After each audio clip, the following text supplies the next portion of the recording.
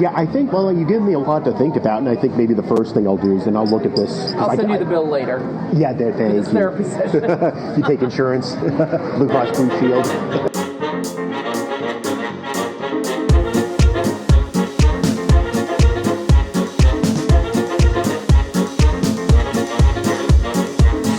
Welcome back to M's Adventures in Stories. Here we are in part 2 with Jason, the nude art model. This is his second story that he's telling me, and this is his midlife crisis. This is part 2. Enjoy.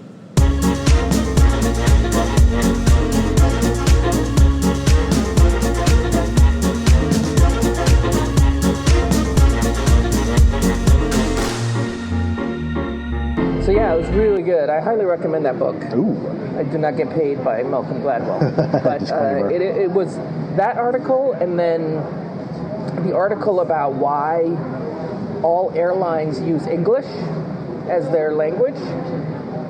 That was really good too. So walk me through that. I think I read this book while I was on a plane. So you're talking about in the cabin, not just the cockpit? In the cockpit, right. In the towers, everywhere in the world, they all speak English. That's it. So it's the lingua franca. English is generally a lingua franca, but so he tells the story of a couple of terrible airplane accidents. The one that I remember is in, maybe it was the 70s or 60s. Anyway, Korean Airlines, they were two pilots. They were flying to Guam. It's like an 8-hour flight, but they don't have pilots there, so they had to quickly turn around, come back. It's exhausting working that long. And there's the pilot and the first mate, or whatever they call it, right?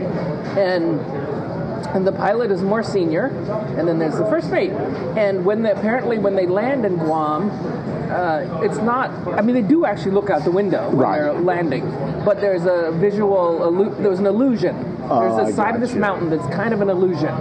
So you're trying to point the thing down the runway, but there's also an illusion. So like your eyes and the controls are kind of like... And you can't be tired, but these people have already been flying for 8 hours. Yeah. The two of them, because they don't have a relief flyer. The captain is flying, or I can't remember, or maybe the other guy's flying, but the one notices that they're going straight into the mountain. But because he was junior, and in Korean language, it's all about hierarchy and respect. So he could not find the word. There are no words in Korean at that time. Right. For him to say, "Sir, I think you're crashing us into the mountain." Right. So they died. They crashed. And so they have that in the cockpit, right? So after that happened, Korean Airlines hired a guy, a superstar guy who worked for Delta. They flew him out, maybe not in Korea. No, just kidding. They brought him over to Korea to figure out what to do about this. And the first thing he said was, first names. Everybody first names. And everyone speaks English. And so Korean Airlines basically gave all of their pilots and tower staff an ultimatum. You learn English and you get to stay working. You don't want to learn English? You don't want to work in English? Then you can find another job. Yeah. And so they just did it right there. And so that's that is why. And then another story that I really liked, which is very, these are, the stereotypes exist for a reason. So there was a Colombian Airlines flight, and Avianca, they were flying into New York City. And because there was a lot of traffic, all the planes were circling, and they were running low on fuel. When the tower, these were typical New Yorkers, and they're very fierce in the mouth, whatever you want to call it. New York, what do you want? Yeah, right. Are you okay? Hey, I'm walking here. Yeah. And so the pilots were very polite, Colombian pilots, and they said, "Oh, okay, yeah, sure, we can wait. Yeah, as opposed to like, hey, we're dangerous, we're low on fuel. Yeah, they eventually fell out of the sky. Oh my goodness. Because they were just too polite to say, "No, you got to land us right now. We have no more gas. Yeah. Or with no fuel." Oh man. Apple pie? Apple pie, you got it. I was just getting ready to ask. Apple pie, and he's getting chocolate. You're good. Cool. You getting the chocolate? Actually, could I get you actually espresso, please? Espresso? Thanks. Definitely. Excellent. Coffee Get milk? and apple pie. Do a milk. Well, I just like a glass of milk. Got it. No problem. Yeah, and the apple pie. I think I'm feeling that second. Oh, okay. That second round of steak. Yeah, I know. Yes, I that's why I had kind of put my thingies so that she wouldn't give me any more. I guess I could have also not eaten it. But anyway. But if she was here and pouring it down, you don't I want to know, be rude. she was throwing it down. It's like, it was you like eat. the gauntlet. Okay, lady. Yeah, You don't get to twist my arm. Yeah. So yeah, that was the thing with that they were just too polite. I mean, they might have been speaking English, but they needed to learn to say, Yeah, hey, no. no, we we're are on actually fumes. out of fuels. Yeah, so we're landing. And we're landing. Clear a runway. You gotta give us. But no, they kept saying, okay, sure, we don't mind waiting. Dunk. Yeah. So there are lots of really interesting. And then there was another one too, another airplane story, something about a runway direction in Finland. I can't remember the story. Anyway, but where the pilot was brave enough, and because the winds were so strong or something like that, and so landed in the wrong direction or backwards. I don't know, something. Oh, wow. So yeah, really great stories. And covering everything from sports to they're basically stories about life. Whatever the dressing, whatever the situation is, it's about how to deal with life. And he talks about education as well, and how being brought up in an environment where you're encouraged to ask questions, to think. So I think that article was about two families in Chicago, and the African American family was the well-educated family, and so that kid was much better off because he was encouraged from being when he was little, 3, 4. So what did you do today? And to formulate and to talk and learn how to think, and express himself. Whereas then the other kid just was left alone to watch TV or whatever and not think. So yeah, I recommend that book. It's really so he has several. I think I read them all. There's Outliers, and there's maybe The Dog That Barks at Midnight, or it had some other title like that or whatever. And then and I don't remember which of the books has the 10,000 hours. But the whole point of this very roundabout advertisement for Malcolm Gladwell is 10,000 hours. And then you just have to do it. That's like with this podcast. I could wait until I was expert level, but I was like, no, I'm just gonna do it. And I've listened to other podcasters, professional and amateur, and also YouTubers, and gone back to their first thing that they posted. Oh, I'm sure it's got to be night and day in terms Some of of them, quality. it is night and day. Others, no, they were perfectly professional from the beginning. They just had whatever. Yeah, they knew what they were going to do, and they did it, and that's fine. But then there are others where no. So I was watching this. So I have this little thing right now that I'm trying to collect YouTube channels of people created by and also starring, I guess, YouTubers who are over 65. Oh. And there is this one lady who lives in her van. I think her name is Lava Lindy. And I was watching last night because she had done a little posting where she was encouraging people, I think she might be 78 or 80 something, where she was encouraging people, seniors, older people, to just get out there and do it. She said, when I started doing this, she said, I still only use my phone for everything. She's like, the first 2 years, I didn't know how to edit a video. I just talked into the phone and posted it. And sure, you could only see her from upper lip to eyebrow. But then she got better and learned and so on and so on. And I think maybe now she does make a little bit of money. But in the first couple of years, she didn't make any money because you have to have a certain amount of viewers, et cetera, et cetera. And her point was that it's not actually about the money. That's nice if you make a little extra money. Right. But she said, there are things that you know how to do. Do it. Talk about it. Set up the camera. Have someone to hold the camera and show while you're a big glass of milk. Ah, thank you. And the tiniest little espresso. Ah, thank you very much. I gotta take a photo of the tiniest little espresso next to my Jimongo milk. Yeah. That's one thing I love about America. I can get a glass of milk. Thank you.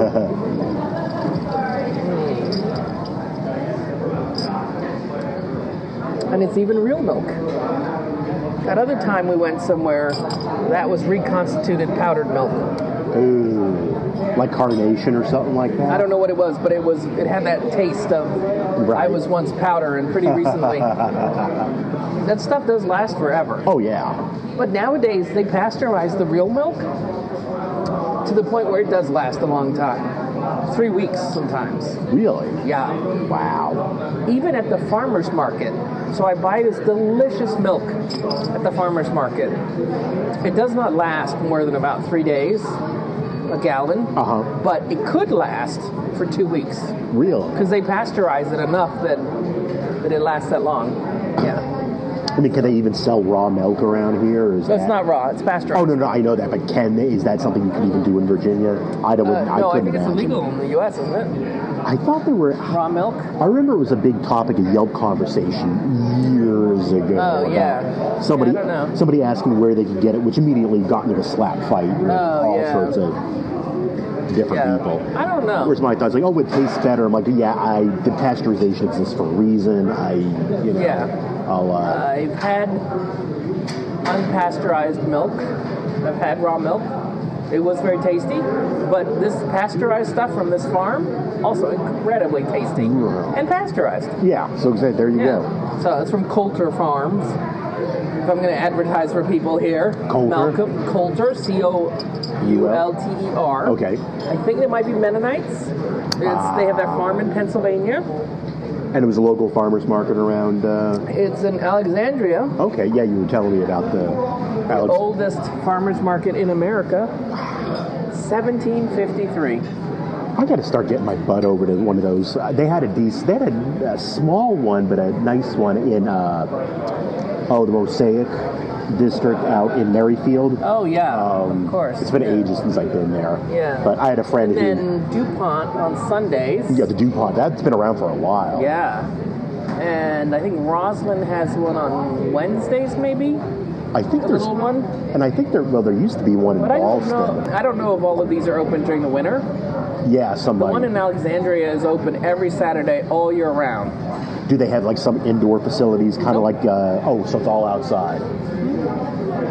I don't know if they've been every Saturday since 1753.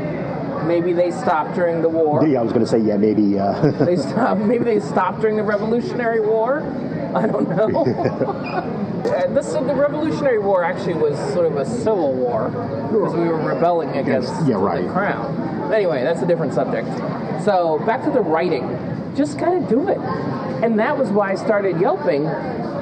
There was something about writing right into the Yelp window and then hitting publish that made me do it, as opposed to sitting there looking at a blank page like on the computer. Like a blank Word document trying to come with a whole... I think back then it was Word Perfect. Oh, wow. I know. I think it was Word Perfect back then. I don't think I'd moved into Word yet. Or whatever the other... I don't even remember what the other... maybe I even used Publisher. Maybe I'd open like a Publisher document. And write in there so it'd be easily transferable to a book. Because I did want to publish books. Which I've now done. It's super easy. But yeah, you just gotta do it. You're right. And I fell into the whole Yelp thing just because I had broken up with my girlfriend at the time. And initially... You wanted to review her? What? No. Give her a Yelp review. Yeah. Liz, 0 stars. Evil. That would be a good podcast. Oh my goodness, yeah. Yelp reviews of exes. Yeah, oh boy, yeah. But what I thought was I was after being depressed about it. Shaved toenails, 0 stars.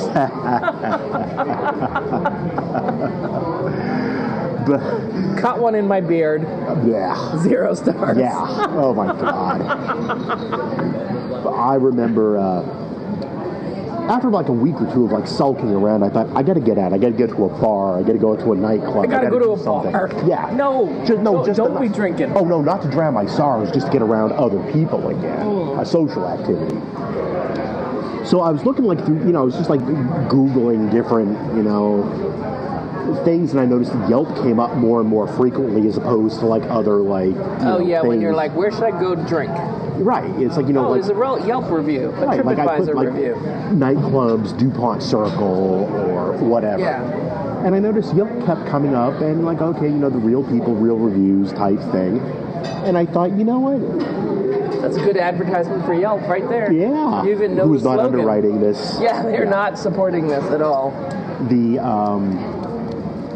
So I figured after I looked at the site about 4 or 5 times trying to come up with a couple places to go like hang out or whatever, I was like, well, okay, well, maybe it does seem to be a bit of a community. Why don't I give back to the community by writing a review? And I think my first one was probably the local Harris Teeter or something like that. But what happened is after I wrote the first couple reviews, you got review of the day. Not at that time yet, but what I got was, the whole. They've expanded it now, but it used to be useful, funny, cool, and then I got compliments and things like that. Yeah, and people were reacting. Exactly. I'm like, okay, this is somebody felt whatever I wrote was compelling enough to take 30 seconds out of their day to send me a compliment that says, hey, this was a great review, I liked it, and you got hooked from there. But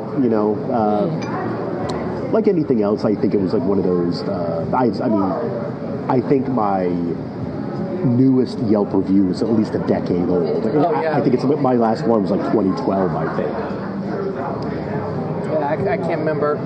I just haven't, and even if I wanted to start back up on it again, whereas I think initially when the site was set up, it sort of valued more creative writing.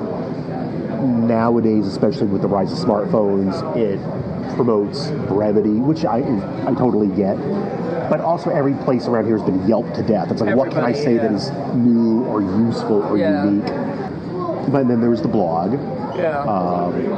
which was nice, and I had an international following with that. But that's on a certain subject. Yeah, exactly. It's a very specific subject. There's only so much I can opine What is about. it called? I want to say Goodreads, but it's not. But there are websites where you can post your writing and people will critique it. Are they generally like honest critiques as opposed to like just like slamming people just for the sake of being mean? No. Or like, hey, you need more character development, or hey, you're just, I feel there's some good ideas under the surface. Because people are enjoying, because you're giving them a story for free. So they enjoy reading the story, but then they can critique it as well. Interesting. Yeah. I'd love to write short stories. I just don't. The writing that I do now, either through Yelp or through the blog, that was all different styles of writing. Yeah. A short story, even if it's just a couple pages, something, make compelling characters. One of the things that I think, having lived as long as I have, and having some of the experiences that I have, I'm not venerable, I'm not. What?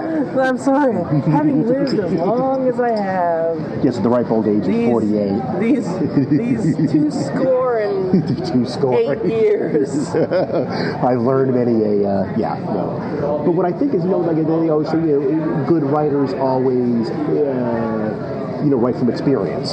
They've got like certain experiences that I had that they can bring down. I mean, it's not universal, but I think someone who's lived an interesting life, I think, has certain tales to tell, and they can work on the grammar and mechanics and things like that. But someone who's lived a really interesting life might be a terrible writer.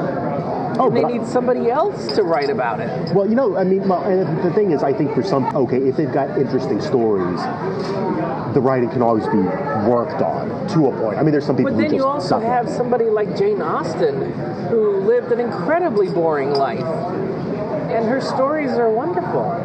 Oh, no, and I don't argue that the converse can't be true. I just... Don't be put off by your boring life. No. And I don't think it's boring at all. I mean, it's again, having not lived up to the potential that I think it could be. Okay, but it's not over yet. Oh, no, certainly not. May there be many more. You're going to have to pay me extra for that. Yeah, That's the bonus package. the bonus package, yes. Yeah. Easy it's not financing over yet. available. You still got another 1.5 score, so. Yes. And there's other things that I've been meaning to do, like travel and things like that, but that for me is a bit more distant at this time. I think things like the acting, the writing, whatever. Depends if that me get a makes few you, of those. if that gives you as much happiness. I don't mind traveling for work, generally, regardless of where it takes me. I just really have never had a overwhelming desire to travel for pleasure. And I don't even think it's that I'm a homebody or anything like that. I used to love doing it when I was younger. It's just, and again, nothing against it. It's just, in terms of my time and my money, I have different priorities. Yeah. I have other friends who, they love to do international travel, so they pretty much live like paupers during the year. Yeah, you are lucky if you don't have an urge So to they can... spend money on travel. Well, I that's wish that was the case. Right, so it's like, okay, yeah, hey, they live frugal, 40-something weeks out of the year, so they can go on some international vacations and, not have to stay at hostels or, cheap out. And again, that's people's priorities. Vanilla? Nope. What's got to be? You should try it. Oh, I'll just take a little. I don't want the pie, I'll just take a little bit of ice cream. Good ice cream. Yeah, I don't know where it's from. I don't know, it has a bit more of a... Homemade? It has more of a natural vanilla taste than... Yeah, better than the pie. You could ask them. I'm going to. Yeah, the pie is not so... It's got a weird... Like, is it like off-putting, or just there's an ingredient you can't put your finger on? Like there's too much starch, whatever the starch in the inside is. May I take a small little piece? Yeah. Like the inside, whatever they use to make the goop, there's too much of it. Oh, it's excellent. Thank you very much. Is this ice cream homemade? We source it from a high-end maker of ice cream that does make it homemade, but we don't make it here. Can you tell us, or do you have to kill us? Jubilee. Oh, it's very good. So they have, I know they have like a scoop shop out by National Stadium, kind of. Oh, okay. But Jubilee's the brand. No, it's very good. The ice cream's really good. Is the pie homemade? We have a production bakery make it for us. We get pie fresh 3 times a week. I don't know what they put inside. What is the thickener? Potato starch or taro starch? I'd have to ask. I don't really know the recipe. I'm relatively new-ish as a It's too much of it. I'll let them know that. It tastes too much like wallpaper. That's Thank you for the feedback, though. I do appreciate it. The ice cream is... it's excellent. Ice cream is excellent. Thank you all for coming. No. I'll definitely bring it up on Thursday. We have our 8 p.m. GM meeting. Pie review meeting. A little bit of ice cream. Free feedback. Hey, thank you very much. My pleasure. Yeah, the ice cream is really good. Jubilee. Not that bad. I mean, I'm not out by Nat Stadium, but if they have a scoop shop, then I'd be willing to try their other flavors if I'm ever out that way. Yeah, I noticed exactly what it was you were. I can't What put is that flavor? I can't put my finger on it. Well, it's wallpaper. That's all I can think. No, there's definitely. It's like if you smell somebody's cologne or perfume, and there's a certain ingredient in there that Yeah. you know whether you like it or you don't like it, but you just can't. It's the cinnamon. But it doesn't taste overly cinnamon, or like that the cinnamon is off. But I can Cinnamon is old. really, you think so? Yeah.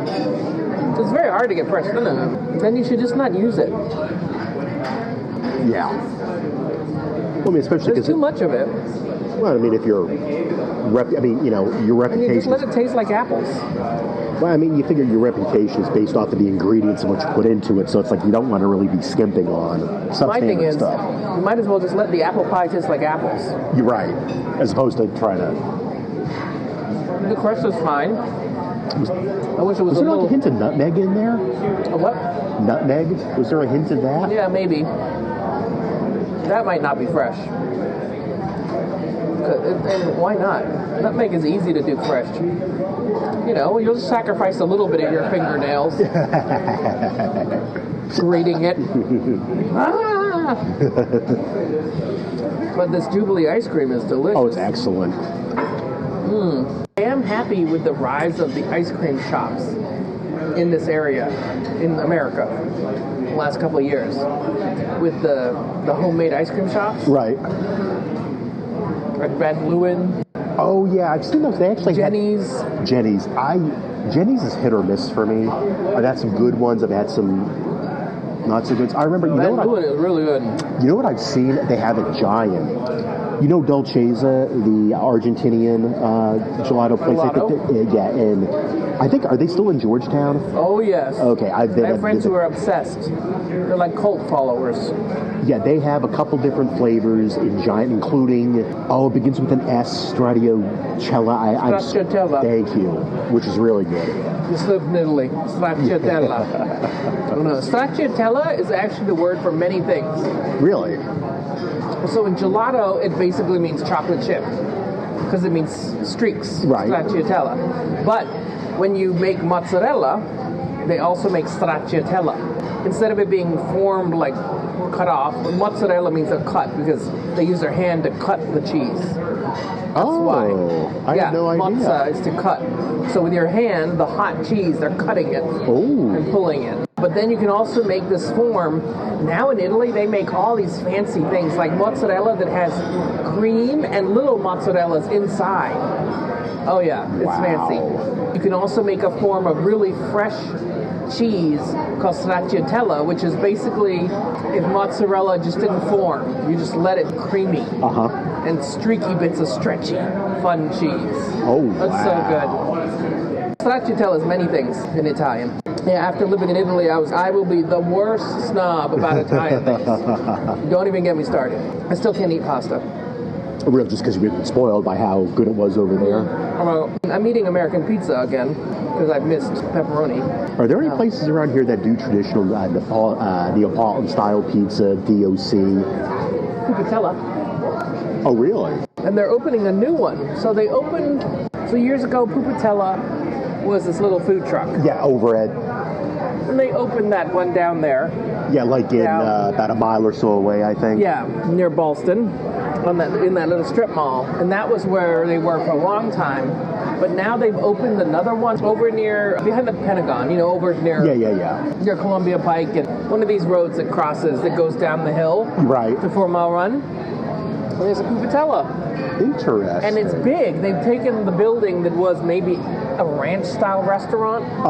So lots of parking, completely away from anyone else. Because I think really idea. Because the first one, I think it was like where that old Safeway from the 1960s is. Yeah. So that's still there, I think. I don't know. What, the Pupatella? Mm-hmm. Yeah, I think it is, but I haven't been. It was tiny. Yeah, it's like the size of like a it was very small storefront. It's not really that big.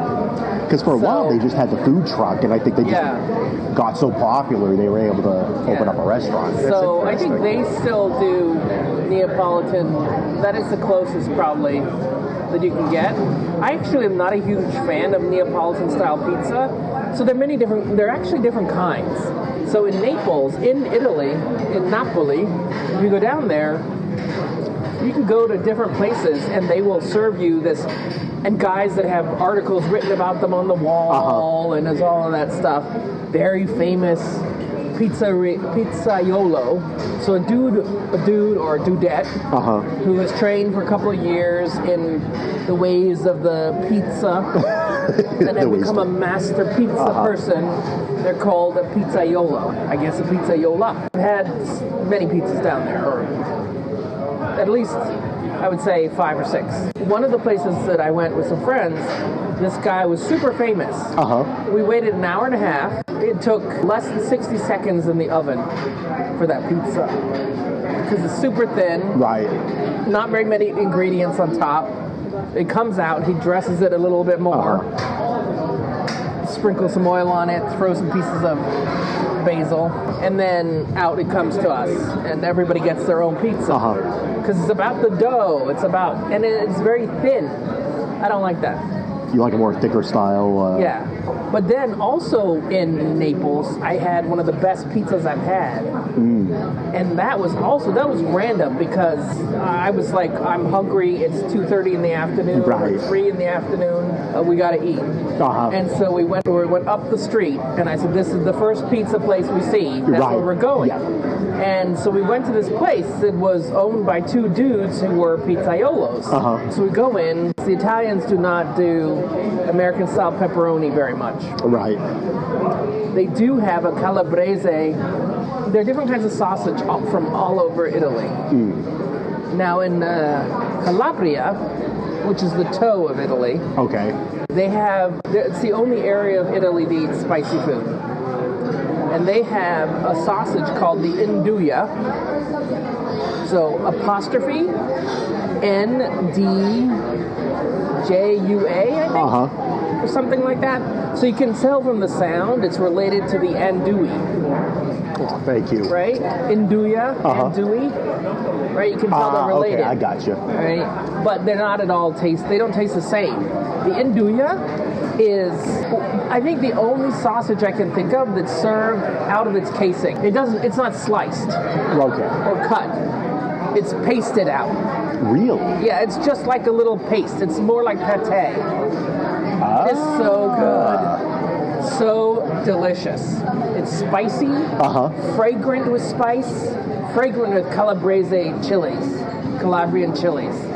So good. So I got a pepperoni pizza that also had this Calabrese Nduja sausage. My pizza, and the crust was made 2 centimeters an inch. Oh, that's a tall, decent crust. And yeasty. Yeasty and pulley and stretchy and doughy. Right. Not crunchy. I mean, a little bit of crunch on the bottom. It was such a good pizza. Ooh. Sounds delicious. And then I went back there another time, and I tried to I was with some other friends, and so we're heading back into Naples, and so I called the restaurant to see if I could get a reservation. Of course not. Right. So when I went there the first time, I think it was just because it was during COVID Oh, and during the winter. So you were able to walk in. Yeah, so we just walked in. But a year and a half later, What, there's a forget line about around it. it? Yeah. They were like, no, we have no, you can't make it. No, there's no. Next week? Yeah. Oh. Darn it. So that was one of the best pizzas I've had. And then I had a really good pizza in the Middle East. Oh. Yeah. I've been trying the different pizzas. Wise Guys is okay. I heard they used to be better. Like, Yeah. I want to say that I heard that they either sold the place or whatever. And I mean, it's not like Italian pizza, but for an American pizza, for it's decent, like fine. New York, New Jersey style pizza. Yeah, I'm sure well, it's not even in. no. I would say Wise Guys is, they're going to hate this. It's like a really good homemade pizza. Isn't that terrible to say? Oh, thank you very much. Wow, look how retro that is. Oh, get out of here. Yeah. Remember, we're splitting it. Oh, I can put everything on my card if you No. want. Remember? Oh, that's right. Yeah, No. for the tip. No. I was wondering why that guy seemed so clingy all of a Yeah, I sudden. know. It was like, so funny. and like he kept on like locking eyes with me. Except I got more stuff than you. Yeah, but I got 2 beers, so probably. Oh, you got 2 beers. Oh, yeah. So it balances it out. It does balance it out. And then some. No, split it right down the middle. Yeah, excellent. 50-50, please. Thank you very much. I appreciate it. How much you leave for the tip? I left 12. For me, the hard part is doing the math. Well, especially after. Yeah, I'm like, oh no. So what is it? Is it 59.87? Yeah, So that's why I did 12. I'm gonna go cheap. You can use their thingy. 71.86. Oh, you're relying on my math being right? Yeah, I was gonna say, why do I just say? Last time Yeah. somebody almost got a very generous. Yeah, exactly. Okay, merchant copy. They got Mad Libs. Oh, that's funny. A Mad Lib. Gotta take a photo of the Mad Lib for my review.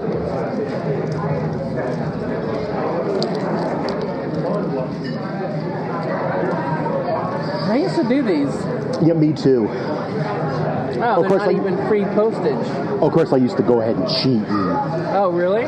do that. So, of course, you had the most obscene Oh, yeah, Mad you can do Libs. the ones with the really bad words. Yeah, right, yeah. I know. Yeah. So you're gonna so the conclusion of this help session has been that you're going to sign up for a paid writing course Yes. that you've already identified. Right? Yes.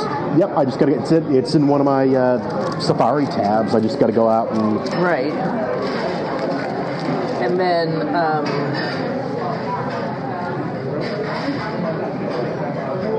and you're going to take that, and then you'll just do it. Well, that's what I think. If I were to start out small, take one writing workshop, one writing class, and then from there I can determine the extent to which I want to pursue it further, or say, hey, I scratched that itch, let's take an acting workshop, or let's just double down on the modeling and just, start, it's still I still haven't even, I talked with my art model friend, I want to say in April or May, about how to do an art modeling CV, because some places do ask for one. It's rare. And I still haven't done it, and I'm like, I can bang that out in an afternoon. I've got to, even if the places that I used to model for don't exist anymore, I knew I knew the name of the venue, and roughly when I modeled, when they even have a point of contact, even if I don't have their direct contact information. It's a small world. Everybody knows. But if you don't need it, don't do it. Well, some places, there's this one place, it's CHAW, as a matter of fact. I don't know if you ever took a class there or not. It's in Capitol South. It's a few blocks east of Congress. And I did a few things there with Sarah years ago. So my art model friend said, hey, you might want to reach out to them again. So she put me in contact with the coordinator. Yeah. And he said, okay, send me a CV and a few other things. And frankly, my thing was like, well, that's kind of a lot of work for something that I've only been asked for a handful of times. But at the same time, too, if I spend an afternoon, it's done. And then if somebody does need it, I've got it. I suspect what the request for was just to see how serious people are. Oh, yeah. It's kind of like, it's like, you probably wouldn't even care if it was written in crayon. The idea is, if you're not serious about it, you're not going to go through the trouble of doing it. So, but yes, it gives me something to look. It gives me something. I think the writing is probably the easiest thing to accomplish, and then from there to move on. Maybe none of these three things are the thing that will fulfill you. But you need to go buy a motorcycle. No, we're not doing that. We're definitely not doing that. But you're right, though. Why don't you go the conventional route and get a motorcycle? Exactly. Yeah, I think there's actually... Or a sports car. Yeah, that would be... If I made a blonde 25-year-old girlfriend. If I made a hell of a lot more money, those things might be on the table, but I don't, so I think this is going to be a bit more realistic goals to achieve. But yeah, it's possible I may take an acting workshop, I may take a writer's workshop. Maybe it turns out not to be my cup of tea, but I tried it. Yeah. And I could at least articulate why I did or did not like it. I think like Marie Kondo or whoever, or yoga instructors, whoever would tell you, you got to just do if it makes you happy. Do something and be like, this made me really happy. I really enjoyed this. I enjoyed interacting with these people in this workshop, or I enjoyed the process of writing this thing and then having people rip it apart. Right. Yeah. Painful as that may be. And that's another thing, too. It's going to help me meet other people. That it's how often you get to meet people outside of, like, a work event. It's just... But you might... again, it's be careful what you ask for, because it's like I wrote when we were at there's a quote about Alaskan men for a woman dating in Alaska. The odds are good, but the goods are odd. Yes, right? yes, I've heard of that. So you might meet some people, and they might turn out to be more interesting than you want. Well, especially if it's anything in the creative sphere. I think that's just going to... The likelihood of that being the case is just going to get amped up. I remember I modeled once, and it was about 20 different people, and there's this woman there, young woman, probably early 20s, dressed in a manner that I can only describe as strawberry shortcake from the 80s. And I remember, I think she was trying to pay me a compliment, and she said, "Oh, you have very unusual features," or something like that. And then I thought back, like, that's not a compliment. That's not a compliment. That's like, what do I have? Unusual features. Yeah, like, what do I have? Like, yeah, exactly, like that. Or you have... Could I stroke the back hair? Yes, exactly. Could I? It wasn't that. It was something like you... Or I was very unusual looking, or something like that. It's like one of those, like... That is not a compliment. No. That was like... unusual looking. Yeah, that's like... That's not a compliment. That's Okay. not, Yeah. It's like, I was a new model at the time, so I... Okay. Had this been now, I probably would have put the robe back on. Actually, no, I wasn't posing at the time. I think I had just gotten it. Yeah. But that would have been something like, okay, explain yourself. No, we'll sit here, we'll wait. No. She seems to have an issue with the model, so we'll just go hash it out. And, hope you guys didn't pay too much for this workshop, because... Yeah. Wait, she had paid for it? Was she the organizer? No. She was just in attendance. No, she was just some... Oh, yeah, trust me. If it was the person who organized it, I would have been like, oh, no, explain yourself. Yeah, what is that? Like, right now before, because... She's saying you have... It said something like you're very... unusual looking, or you had an unusual... Maybe it was I had an unusual... I don't remember. It was like going on probably 15 years at this point. Okay. So, but unusual was... I definitely remember that. Well, she was definitely hitting on you. Well, like I said, she had like the... That strawberry shortcake was hitting on you. Yeah, she had the thigh-high stockings with like the white and the thing. She was hitting on you because honestly, there's nothing unusual looking about you. Yeah, that's what I was going to say. If anything else... You look pretty darn usual. Well, that's what I was going to say. If anything else... You look pretty much like a standard, usual-looking person. Well, that's exactly it. I'd be like generic. Yeah. If you said, okay, draw no one could describe you. Right, like draw like a middle-aged white guy in his 40s. Boom, that's exactly it. Yeah. I'm like a stock photo. Yeah. That's exactly it. She was hitting on you. Yeah, probably. In a really awkward, strange way. Yeah, well, you meet all types. Yeah. It's definitely, especially again, but getting back to what we were talking about, like in the creative world, yes. Yeah. The likelihood of you encountering somebody like that is definitely going to be much. Oh, in a writer's group, an actor's group, anything like that. Art models. You're dealing with people who are cut from a different cloth. Let's put it that way. People who take acting classes want to be unusual. Well, they probably really want to be special and different, and most of them are probably completely ordinary. And that's why they're out there trying to be something special. It's okay. Yeah. Everybody, like I say, everyone has a story, but they might only have one. I'm surprised how many people are here. Yeah, I was, especially like on a Tuesday night. Yeah, maybe a lot of people who just don't want to do any cooking. But yeah, you figure usually Monday and Tuesdays are pretty slow. But I guess because so many people live around here. Well, yeah, and there's not a whole lot of sit-down restaurants. Right, there's a lot of kind of fast food-y. Yeah, so... Yeah.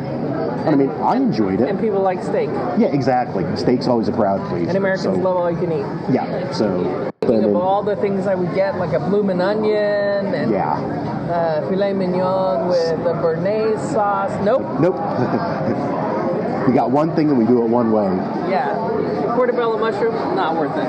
I thought it was good, but not $9 worth it. $9? Yeah. Please. No. And that was like the fillet of the portobello. I was thinking, like, when I think about portobello, I think of like this huge, like a portobello burger or something. No, that was definitely not. Man, if I had been a vegetarian and I got that with some fries, I'd be pissed. Yeah. Well, yeah, think about it too. It's like you don't eat meat. And you have this little thing, and you're like, I'm hungry. Yeah, that is not enough to replace steak. No. Yeah. No. Especially because it's not... Well, I guess maybe if we're vegetarian, they would make it an all-you-can-eat. I'd have to imagine that they would, because I mean, most people are going to be ordering the steak anyway, so for them to chop up another mushroom, it's not going to be a big deal. Yeah, because it's only the steak that was not vegetarian. Everything else was fine.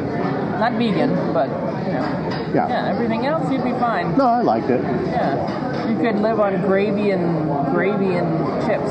Gravy and and fries. So you should write, and then maybe next time you can read me your story.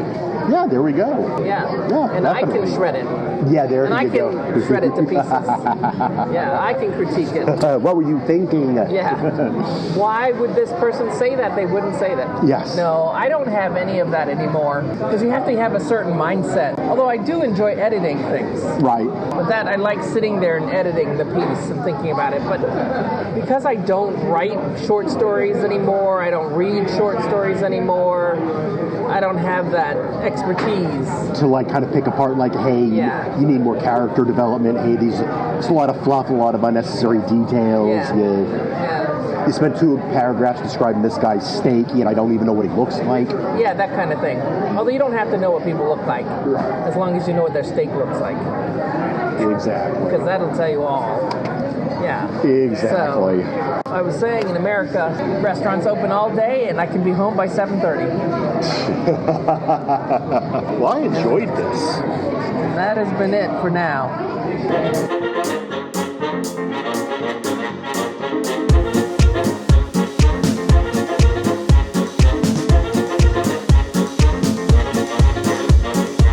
And that was that.